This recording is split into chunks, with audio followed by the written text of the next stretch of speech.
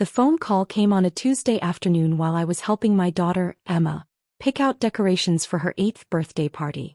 She'd been planning it for months, talking about it every single day. Pink and gold streamers. A unicorn cake.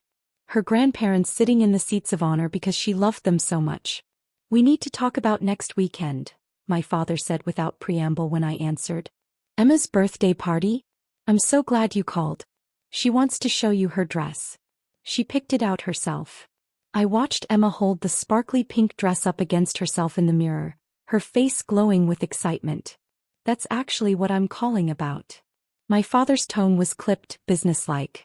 "Your mother and I won't be able to make it." I felt my stomach drop. "What do you mean you can't make it? It's her birthday. She's been talking about having you there for weeks." "We have other commitments that day," he said simply. "The Hendersons are hosting a charity gala at the club. It's black tie. Very exclusive. We already RSVP'd weeks ago." "Weeks ago?" I repeated slowly. "Emma's birthday has been on the calendar for 6 months." "Well, we forgot," my father said with a hint of irritation. "These things happen. She's young. She'll have plenty of other birthdays." Emma looked up at me, sensing something was wrong. Her smile faded slightly. "Dad, this is important to her. Can't you go to the gala another time?" "Don't be ridiculous," he scoffed. "The Hendersons are very influential people. Your mother and I can't just skip their event. Besides, we already bought new outfits. Your mother has a designer gown. I had a new tuxedo tailored." "You bought a new tuxedo for the Hendersons' party, but you can't come to your granddaughter's birthday?" My voice was rising despite my efforts to stay calm. "It's not the same thing," my father said defensively. "The club event is for adults. It's sophisticated. It's our social circle. Emma will be fine with her little friends and some cake." I closed my eyes, trying to process this. "She's 8 years old. She made special invitations for you. She drew pictures of the 3 of you together. We'll take her out for ice cream the following weekend," my father offered, as if this were a reasonable compromise. "We'll make it up to her. She doesn't want ice cream next weekend. She wants her grandparents at her birthday party this weekend." "Well, she can't always get what she wants," my father snapped. "That's a lesson she needs to learn. The world doesn't revolve around children's parties." Emma had put down her dress and was now standing very still, watching my face. He knew. Children always know when something is wrong. "Let me be very clear," I said slowly. "You're choosing a country club party with the Hendersons over your only grandchild's birthday." "Don't be dramatic," my father said. "We're not choosing anything. We simply have prior commitments. Important ones. You should understand that we have a social position to maintain." "A social position," I repeated flatly. "Yes. The club, the charity boards, our friends. These things matter. They're part of who we are. We can't just drop everything because a child wants us at a party." I looked at Emma, who was now sitting on her bed, her small hands folded in her lap, her earlier excitement completely deflated. She wasn't crying. She was just very, very still. That was worse somehow. "She made you drawings," I said quietly into the phone. "She made you special place cards for the table. She told everyone at school that her grandparents were coming. And we're very sorry we can't make it," my father said, though his tone suggested he wasn't sorry at all. "But life is full of disappointments. She'll survive." Something inside me shifted. I thought about all the phone calls over the years.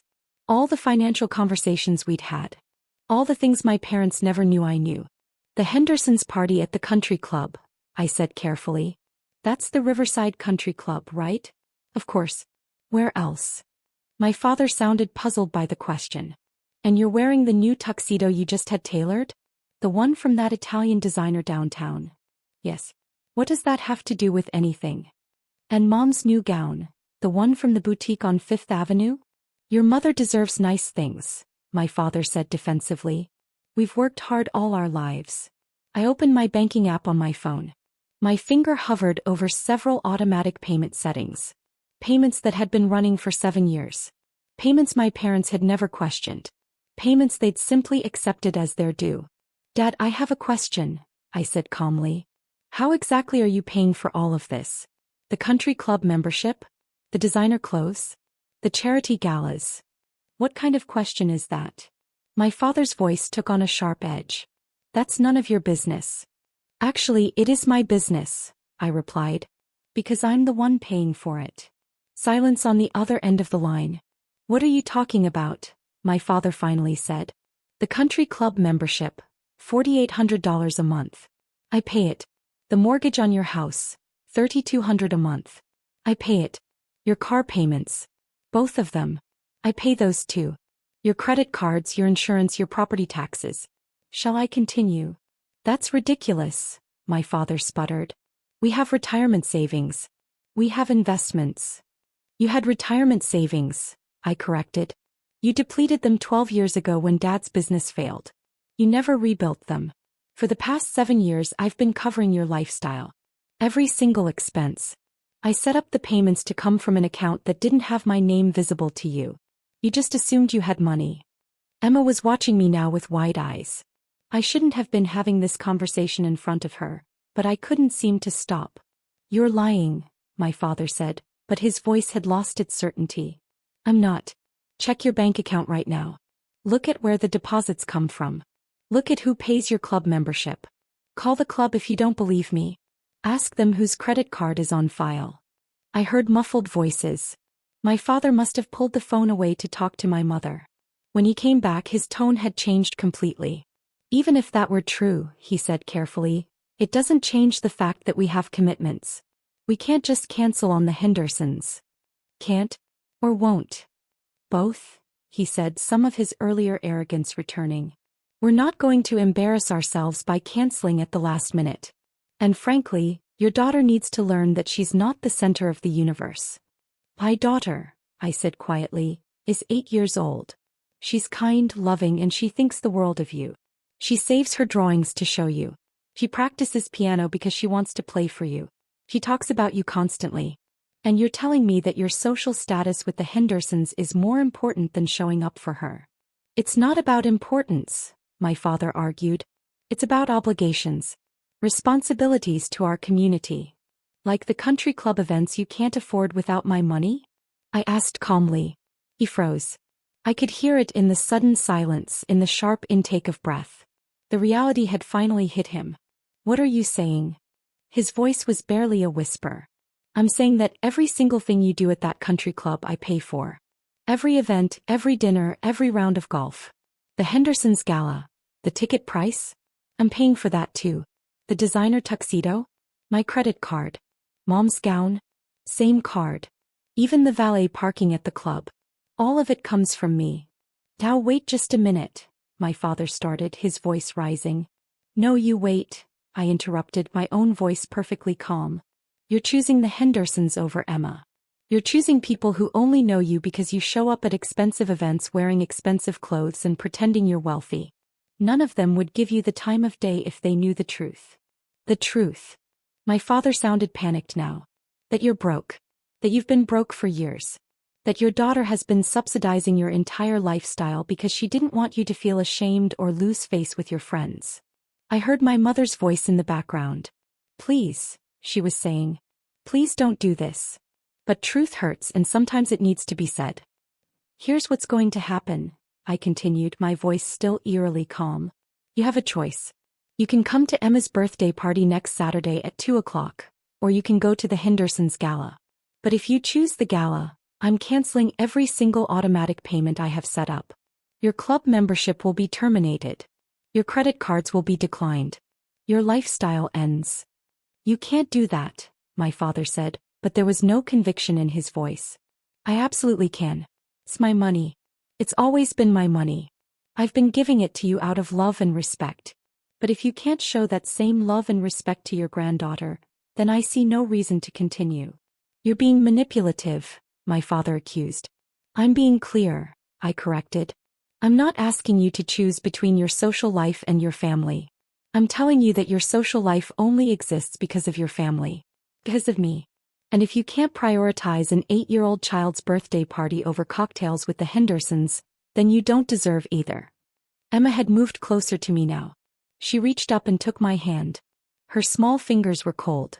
Let me talk to your mother, my father said, his voice tight. Put her on speaker, I replied. A moment later my mother's voice came through, trembling. Honey, please. Don't do this. Your father didn't mean it the way it sounded. Didn't he? We can work this out, she pleaded. We can find a compromise. The compromise is simple, Mom. Show up for Emma's birthday. That's it. That's all I'm asking. Choose your granddaughter over a party with people who wouldn't care if you disappeared tomorrow. It's not that simple, my mother said weakly. It absolutely is that simple.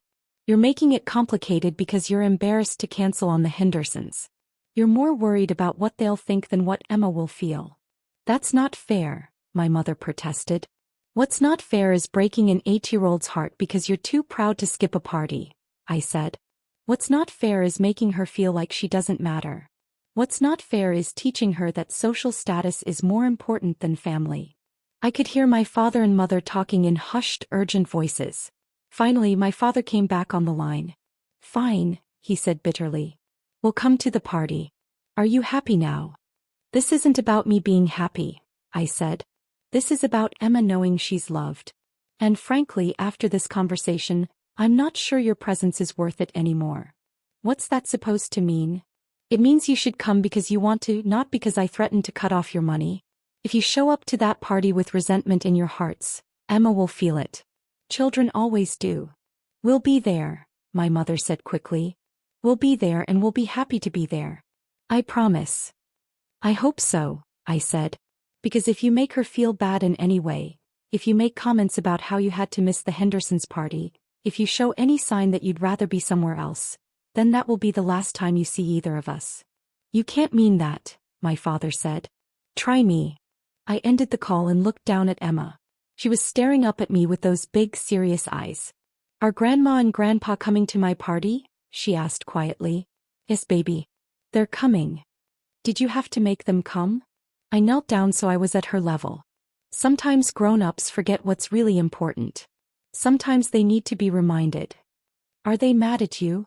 Maybe a little, I admitted. But that's okay.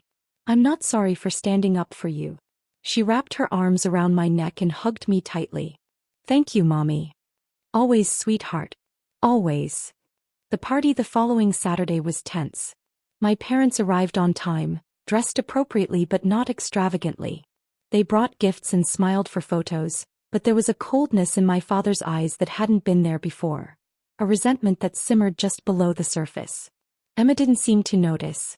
She was so happy to have them there, showing them her cake, introducing them to her friends, pulling them over to play games. She glowed with joy all afternoon. As they were leaving, my father pulled me aside. We need to talk about the financial situation, he said stiffly. What about it?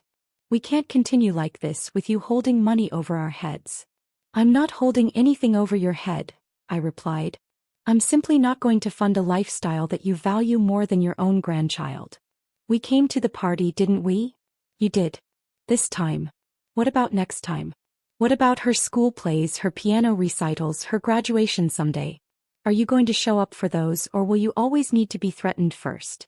My father didn't answer. Here's the thing, Dad. I love you.